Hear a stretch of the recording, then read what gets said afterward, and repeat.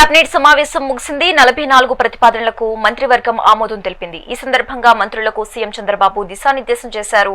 ఫైళ్ల clearance లో వేగం పెంచాలన్నారు. 5 రోజులకు మించి సమయం తీసుకోవద్దని సూచించారు. గోదావరి పుష్కరాల అంశంపై చర్చ జరిగింది. టెంపుల్ టూరిజాన్ని అభివృద్ధి చేయాలని పవన్ అన్నారు. ఇక ఇవాళ మంత్రివర్గ సమావేశానికి ఆలస్యంగా వచ్చిన మంత్రులపై సీఎం ఆగ్రహం వ్యక్తం చేశారు. సమయ పాలన పాటించాలని అన్నారు. మరోసారి రిపీట్ చేయవద్దని సీఎం హెచ్చరించారు.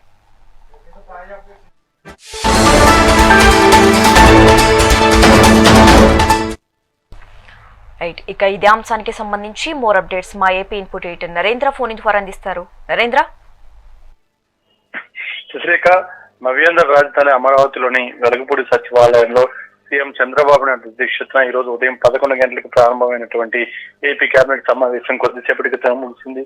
ఈ కేబినెట్ సమావేశంలో పలు కీలక నిర్ణయాలు కూడా తీసుకోవడం జరిగింది. ముఖ్యంగా రాజధానికి సంబంధించి ఇప్పటికే రాష్ట్ర ప్రభుత్వం ఏదైతే బిడ్లు ఉన్నాయో వాటికి సంబంధించి కూడా ఇటు సిఆర్డీ తీసుకున్నటువంటి నిర్ణయాలపై కేబినెట్ లో చర్చించి పలు కీలక నిర్ణయాలు కూడా ఇటు కేబినెట్ తీసుకోవడం జరిగింది. అదే విధంగా ఓ పక్క నీటిపారుదల కోసం కూడా పెద్ద ఎత్తున ఈ నీటిపారుదల పథకాల కోసం కూడా సుమారు 9,000 కోట్ల రూపాయల వరకు కూడా ఖర్చు చేసే విధంగా రాష్ట్ర ప్రభుత్వం ఈ రోజు కేబినెట్ లో ఒక కీలక నిర్ణయం తీసుకోవడం జరిగింది. అదే విధంగా విరూపాక్ష ఆర్గానిక్స్ కి దానికి సంబంధించినటువంటి భూముల కేటాయింపుపై కూడా ఈ రోజు కేబినెట్ లో చర్చించిన తర్వాత నిర్ణయాలు తీసుకున్నారు. దాంతో పాటు మరొక 5 ప్రాజెక్టులకు సంబంధించి కూడా ఏదైతే నవ్యాంధ్ర రాజధాని అమరావతిలోని గవర్నర్ బంగ్లా, దర్బార్ హాల్, అదేవిధంగా గెస్ట్ హౌస్ల నిర్మాణాలకు సంబంధించినటువంటి బిడ్లకు కూడా అనుమతి ఇవ్వడం జరిగింది.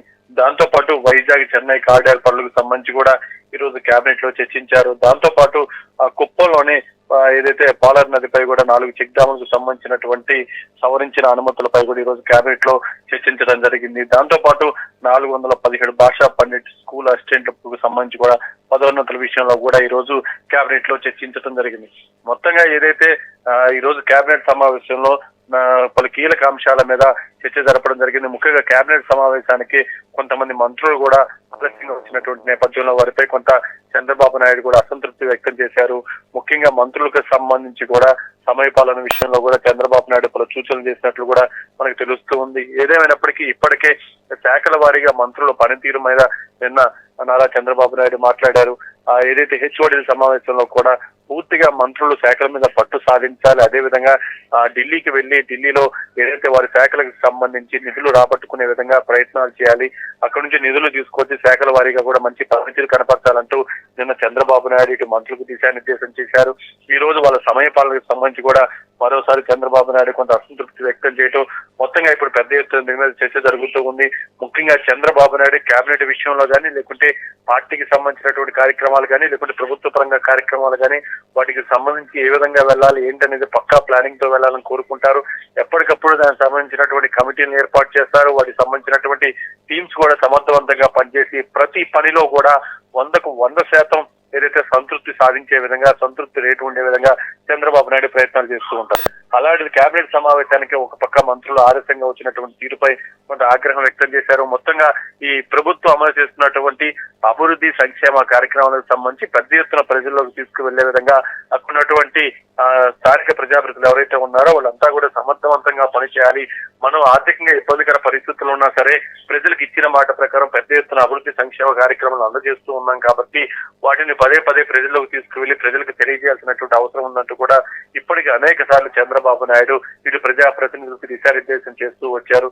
అయితే ఒక పార్టీ పరంగా కానీ, లేకుంటే ప్రభుత్వ పరంగా కానీ ఇటు ఎవరైతే యాక్టివ్ గా లేరో వాళ్ళందరి విషయంలో కూడా ఎప్పటికప్పుడు చంద్రబాబు నాయుడు సీరియస్ గా తీసుకుని వాళ్ళకి సంబంధించినటువంటి ఎవరైతే వాళ్ళ పైన ఉన్నటువంటి కమిటీ మెంబర్స్ వాళ్ళందరితో కూడా తెలియజేస్తూ ఉంటారు.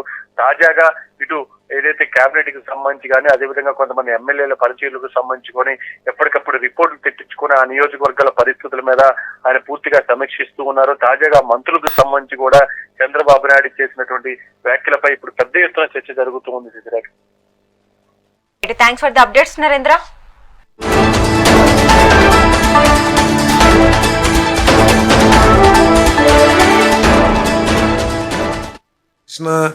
రీసర్వేలో జరిగిన తప్పుల తడకల మూలంగా వస్తున్న వైద్యాలు కానివ్వండి, వీటన్నిటిని దృష్టిలో పెట్టుకుని 1 సంవత్సర కాలంలో ఈ రెవెన్యూ సమస్యల్ని పూర్తిగా పరిష్కరించాలి అని చెప్పేసి ఈరోజు రెవెన్యూ డిపార్ట్మెంట్కి మరి ఆదేశాలు ముఖ్యమంత్రి గారు ఇవ్వడం జరిగిందని చెప్పేసి మనం చేస్తాను. ఈ సమస్య పరిష్కరించడమే కాకుండా భవిష్యత్తులో ఇటువంటి సమస్యలు తలెత్తుకోకుండా ఏదైతే రికార్డ్స్ని కరెక్ట్ చేస్తారో ఆ కరెక్టెడ్ రికార్డ్స్ అన్నిటినీ కూడా బ్లాక్ చైన్లో క్లౌడ్లో స్టోర్ చేసి శాశ్వత పరిష్కారాన్ని కూడా ఇవ్వాలని చెప్పేసి కూడా ముఖ్యమంత్రి గారు ఈరోజు సూచన చేశారని చెప్పేసి మనం చేస్తాను. మరి మినిస్టర్స్ అందరూ కూడా వారి ఇన్ఛార్జ్ జిల్లాలో దీని మీద ప్రత్యేక దృష్టి పెట్టి 22A కానివ్వండి, లేదా పాస్బుక్స్ కానివ్వండి, అయితే ఈ రికార్డ్స్ అన్నిటి మీద కూడా ప్రత్యేకమైన ఫోకస్ పెట్టి వీటిని పరిష్కరించాలని చెప్పేసి కూడా ఆదేశాలు ఇవ్వడం జరిగింది. అంటే ఫ్యామిలీ డిస్ప్యూట్స్ కాదు. సపోజ్ ఒక తండ్రికి అంటే వారు దానికి రకరకాల అర్థాలు తీస్తారు కాబట్టి నేను చెప్తున్నాను. ఇప్పుడు ఒక ఫాదర్ ఉంటారు. ఫాదరు ఒకవేళ వీలునామా లేని పక్షంలో ఆ ప్రాపర్టీని హక్కుదారులైన అందరికీ సమానంగా చట్ట ప్రకారం ఇవ్వాలి. ఒకవేళ వీలునామా ఏదన్నా ఉంటే ఆ వీలునామా ప్రకారం చేస్తారు. వీలునామా లేని పక్షంలో కొంతమంది పరపతి ఉన్నారో, లేకపోతే మీలాంటి వాళ్ళతో స్నేహమో, లేదా నాబోటి వాడితో స్నేహమో ఉండి అధికారులు కొద్దిగా ఇన్ఫ్లుయెన్స్ చేయటమో, లేకపోతే అధికారులు ఏదైనా కారణం కానివ్వండి, ఒకరి పేరు మీద రాసుకుంటామో, ఇద్దరి పేరు మీద రాసుకుంటామో, లేకపోతే ఎక్కడో వేరే ప్రాంతాల్లో ఉద్యోగం చేసుకుంటుంటే దీని గురించి పట్టించుకొని వాళ్ళని పేర్లు మార్చేయటమో, ఇవన్నీ ఉన్నాయి కదా. వీటన్నిటినీ వివాదాల్లోకి వెళ్తాం కాదు. సో రెవెన్యూ చట్టాలకి వ్యతిరేకంగా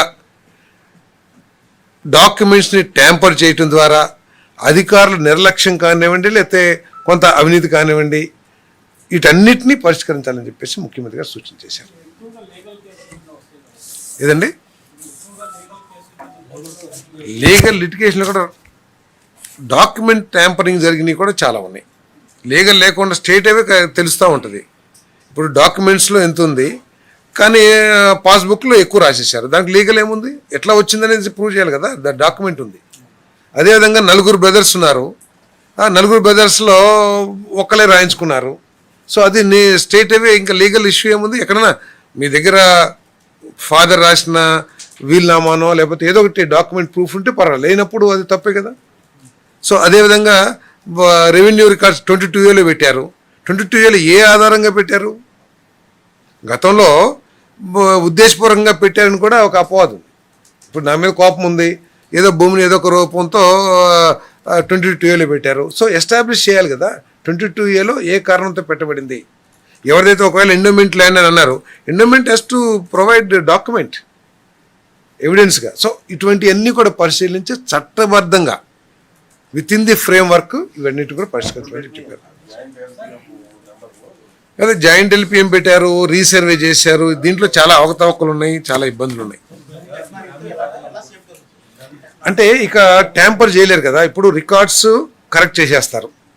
కరెక్ట్ చేసిన తర్వాత వీటన్నిటినీ కూడా ఏ విధంగా అయితే ఆన్లైన్ చేస్తున్నారో, ఆన్లైన్ కూడా బ్లాక్ చైన్ టెక్నాలజీలో పెడితే ఇక ఎవరు దాన్ని ట్యాంపర్ చేయలేరు ఇక.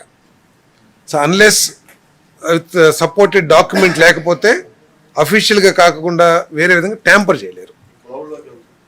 క్లౌడ్లోకి వెళ్ళిపోతుంది. ఎప్పుడైనా సరే 100 సంవత్సరాల తర్వాత అయినా సరే మీరు చాలా సేఫ్గా ఉండొచ్చు. 1 year లోపల అంటే 1 year లోపల వీటన్నిటిని కూడా కరెక్ట్ చేయాలి. తర్వాత ఈ బ్లాక్ చైన్లో దీన్ని అప్లోడ్ చేయాలి ఐక్లౌడ్. అందుకనే కదా ముఖ్యమంత్రి గారు పదే అవకాశం వచ్చినప్పుడల్లా, సందర్భం వచ్చినప్పుడల్లా కూడా వారు చెప్పేది ఏంటంటే, ఈ రెవెన్యూ ఇష్యూస్ ఏవైతే ఉన్నాయో ఇవన్నీ ఇప్పుడు వచ్చినాయి కాదు, ఎప్పటి నుంచో అనాదిగా వస్తూ ఉన్నాయి. సో వాటన్నిటిని కూడా పరిష్కారం చూపించాలి. పద్దాక ఇదే తందు కాకుండా ఇప్పుడు నిన్న రాత్రి ఒక ఊరు వెళ్ళాను నేను. ఆ ఊరిలో సిస్టర్ భూమిని ఎవరో రాసేసుకున్నారు. సో రెవెన్యూ అథారిటీ ఏమంటుంది, వాళ్ళు వచ్చి రాసుకున్నారండి, వాళ్ళు వచ్చి చెప్పారు, మా అన్నదమ్ములందరూ కూడా నాకు ఇమ్మని చెప్పారంటే సరిపోతుందా? ఏదైనా లెటరో ఏదో తీసుకోవాలి కదా. ఆ లెటర్ ఎక్కడ ఉందంటే లేదని అంటారు. సో ఇటువంటివి కూడా జరిగినాయి. కాబట్టి దీంట్లో స్టేట్ వైడ్ ఫిగర్ ఏంది, టూరిజం ప్రాజెక్ట్ 1034 crores. 1034 crores.